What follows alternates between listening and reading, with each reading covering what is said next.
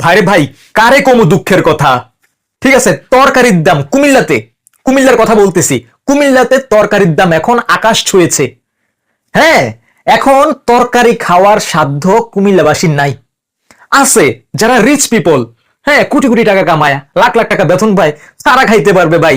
ঠিক আছে, কিন্তু আমরা মধ্যবিত্ত যারা আছি, তারা ভাই তরকারির দাম এত বেশি হওয়ার কারণটা তো বুঝতেছি না।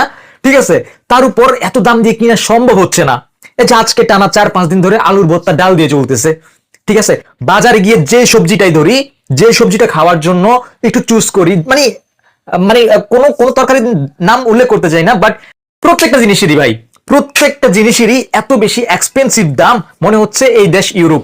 মানে ইউরোপে একটা শসা যেরকম সিঙ্গেল বিক্রি হয়, একটা আলু যেরকম সিঙ্গেল বিক্রি হয়, একটা রসুন যেরকম সিঙ্গেল বিক্রি হয়, এরকম এখন অবস্থা। মানে প্রত্যেকটা জিনিসের এত দাম হয়ে গেছে ভাই, ওইরকম ইনকাম তো আমাদের নাই ভাই। এই যে ওইরকম ইনকাম যদি থাকতো, ওইরকম ভাবে যদি আমরা নিজেদেরকে সার্ভাইভ করতে পারতাম, নিজেরা যদি ওইরকম ভাবে খাইতে পারতাম, কি না ওই সামর্থ্য যদি থাকতো, তাহলে আজকে অভিযোগ করতে ক্যামেরার সামনে দাঁড়াইতাম না।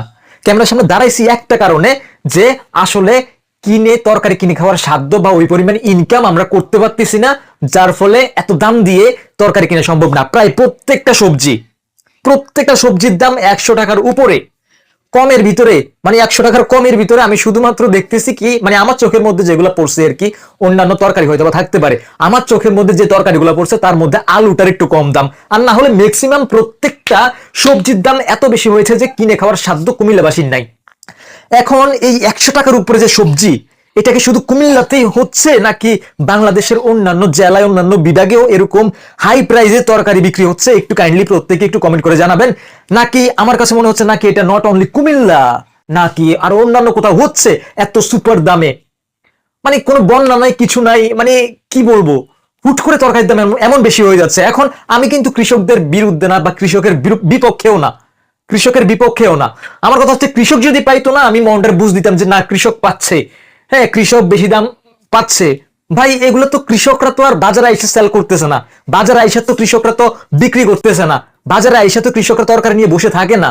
ঠিক আছে, এখানে যেসব মধ্যস্থকারী যারা আছে, হ্যাঁ, আই মিন দয়কার ডাল দয়কার লালো, ঠিক আছে, মানে তারাই মূলত প্রফিটটা করে নিচ্ছে। এরা কিন্তু ঠিকই আগের দামে কিন্তু কৃষকদের থেকে কিন্তু নিচ্ছে, হ্যাঁ, আগের দামে, মানে কম দামে কৃষকদের থেকে নিয়ে ওরা বেশি প্রফিট করে গ্রাহকদের কাছে বিক্রি করতেছে। বুঝেন ব্যাপারটা? মানে কৃষক এই দেশে তাহলে কৃষকটা হবে কে? যে জায়গায় কৃষকের থেকে দয়কার দাল দয়কার লালো, সেই লোকের যদি ইনকাম বেশি হয়, আমি হুদাই হুদাই কেন এত কষ্ট করে চাষাবাদ করুম? কোনো দরকার আছে? এর থেকে অনেক সহজ না দয়কার দাল দয়কার লালো হয়ে যাওয়াটা? মানে পয়েন্টে আসেন, এটা হওয়াটা খুব স্বাভাবিক, রাইট? হ্যাঁ, এখন এই জিনিসটা অনেক ইজি। আমি কৃষকদের থেকে গিয়ে যদি সবজিগুলা কিনে যদি বাজারে আইনা যদি বিক্রি করি, এটা তো আহামরি কঠিন বিষয় না। ঠিক আছে, কিন্তু এই লোকটারই সমস্যা, যে মধ্যস্থকারী, সে কৃষকদের থেকে কিনে কম দামে, কিন্তু আমাদের গ্রাহকদের কাছে বিক্রি হতেছে বেশি দামে, যার ফলে আমরা খাইতে পারতেছি না। এই মুহূর্তে দেশে তো কোনো বন্যা নাই রে ভাই, বন্যা নাই রে ভাই, এগুলো দেখবে কে, কারা দেখবে? আর আমাদের মতো, আমাদের কুমিল্লার মতো আর অন্যান্য জেলায়, অন্যান্য জায়গায় কার কি সমস্যা একটু জানায়েন তো। এই যে সবজির দাম কি আপনার শহরেও কি বেশি, নাকি কুমিল্লায় বেশি? আমি বুঝতেছি না জিনিসটা, সমস্যাটা কোথায় হচ্ছে বুঝতেছি না। এই জিনিসটা নিয়ে কিন্তু অনেক রিপোর্টও কিন্তু হয়েছে যে কুমিল্লায় সবজির দাম হঠাৎ করে বেশি হয়ে গেছে, মানে অবাক বিষয়। কাইন্ডলি ভিডিওটা একটু শেয়ার করে দিবেন, আর আপনার এলাকার পরিস্থিতির খবর কমেন্টে জানাই দিবেন, আর পেজটা ফলো করতে ভুলবেন না। ভিডিওটি মাস্ট বি শেয়ার করবেন। ধন্যবাদ সবাইকে।